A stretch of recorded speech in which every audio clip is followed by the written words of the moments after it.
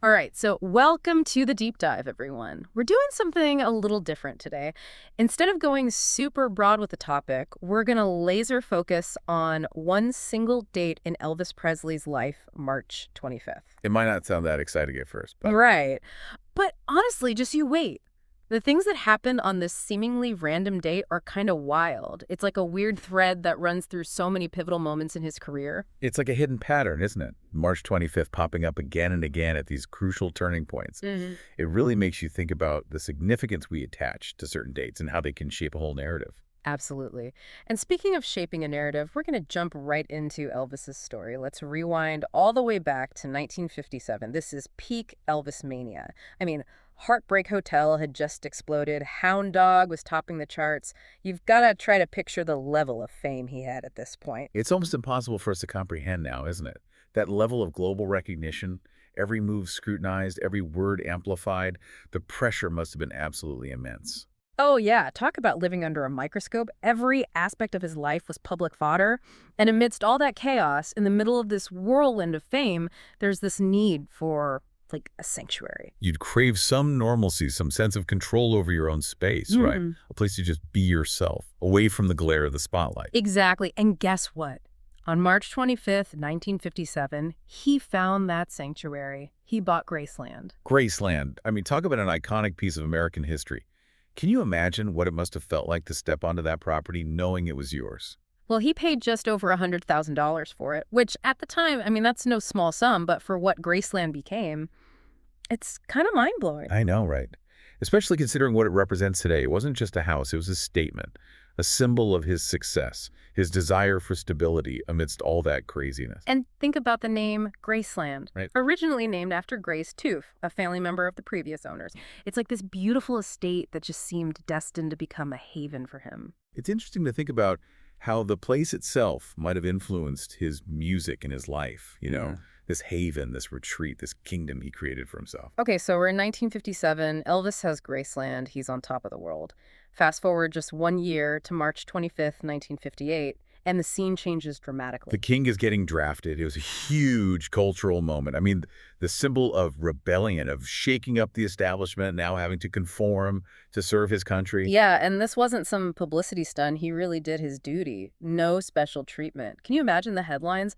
Elvis in an army uniform, the visual of it all is just... Unforgettable. And think about what that represented at the time. It was like a clash of worlds. This rock and roll icon suddenly thrust into the rigid structure of the military. And this is where March 25th comes back into play. On that day in 1958 at Fort Chaffee, Arkansas, Elvis gets his army haircut. And not just any haircut. They shaved off those iconic sideburns. Oh, wow. That's symbolic, isn't it? Hmm. Those sideburns were like a visual shorthand for the entire rock and roll revolution. To see them disappear like that, it was like a whole era was ending right there on the barbershop floor. It really was. And on a deeper level, it signified his willingness to fulfill his obligations, to submit to something bigger than himself, even at the height of his fame. And you can't deny those 2 years away from music, from performing, it definitely had a huge impact on his career trajectory. Absolutely. When he came back, he was different, more mature, more introspective. The experience definitely left its mark. Okay, are you ready for the next March 25th milestone? Maybe with it. 1960. 2 years after that army haircut, Elvis steps back onto a stage. And where does he choose for this grand return? None other than the Fontainebleau Hotel in Miami Beach. Talk about making an entrance. You can just picture it. The lights, the energy, the anticipation. I mean, the whole world was watching, waiting to see what Elvis would do next. And he didn't disappoint. He reasserted himself as a force to be reckoned with. He was still the king, even after all that time away. It was like he was proving a point that he could still command an audience, that the magic was still there. And it wasn't just about proving himself, was it? It was also about setting the stage for what would come next. This return marked a shift towards his movie career, those iconic soundtracks that defined a whole decade. Exactly. He was evolving as an artist, finding new ways to connect with his fans. That Miami Beach performance was like a bridge between the early rock and roll Elvis and the Elvis of the 60s, a statement that he was here to stay. So let's jump ahead one more year to March 25th, 1961. This time we find Elvis in Honolulu, Hawaii. And what's he doing there? He's putting on a benefit concert for the USS Arizona Memorial at Block Arena. This is a really powerful moment that often gets overlooked. Here he was, one of the biggest stars on the planet, using his platform for something so important.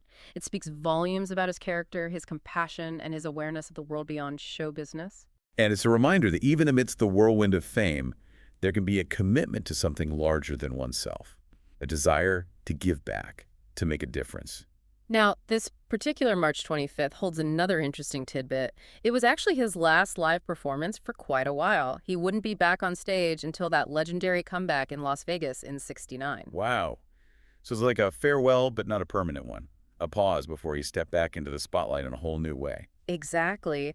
It's fascinating how these seemingly random dates can mark these transitions and turning points in someone's life, even when they don't realize it at the time. It's like those moments are woven into the fabric of their story, waiting to be discovered. And sometimes it takes looking back with fresh eyes to truly appreciate their significance. Now, let's fast forward a bit. This next March 25th falls much later in his career. It's 1977, and things are, well, let's just say this is a period often viewed with mixed feelings by fans. It's a complicated time for sure. His health was declining, and his performances could be, shall we say, inconsistent. Yeah, it was a rough patch. But even then, even in the face of those challenges, his dedication to his fans remained unwavering. He was a performer at heart, through and through. That drive to connect with an audience, to share his music, it was a fundamental part of who he was. Absolutely. And on this particular March 25th, 1977, we find him on stage at the University of Oklahoma in Norman. Think about that for a second. He wasn't at his peak physically, but he was still out there, doing what he loved, giving everything he had to those who came to see him. That must have been an emotional experience for him and for the fans. This connection that transcended his physical state, this enduring bond between artist and audience, it's a testament to his lasting impact. It's a bittersweet moment for sure. A reminder that even as his star was fading, his ability to captivate, to move people with his music, it never really went away. So, having journeyed through all these March 25ths, what strikes you as the most compelling takeaway? What does it tell us about Elvis's life? I think it's incredible how this one date can encapsulate so much of his story. You know, you've got the highs and the lows, the triumphs and the struggles. You see him at his most vulnerable and at his most powerful. It's a reminder that even the biggest icons are human, with complex lives that unfold in unexpected ways. It's a microcosm of his journey, isn't it? These snapshots, these glimpses into different chapters, all connected by this one seemingly ordinary date. And it raises a really intriguing question. What other seemingly random dates might hold similar significance in our own lives, or in the lives of those we admire? What hidden patterns might we find if we start looking closer? That's such a great point. It makes you want to go back and examine your own calendar, doesn't it? Maybe there's a date that keeps popping up, marking turning points, milestones, moments of joy and sorrow. And maybe, just maybe, by exploring those dates, we can unlock a deeper understanding of our own narratives. And that's what I love about these deep dives. They encourage us to think differently, to question our assumptions, and to find the extraordinary in the everyday. So keep an eye on your calendar, folks. You never know what secrets it might hold. And hey, if you uncover any fascinating date patterns in your own life, we'd love to hear about them.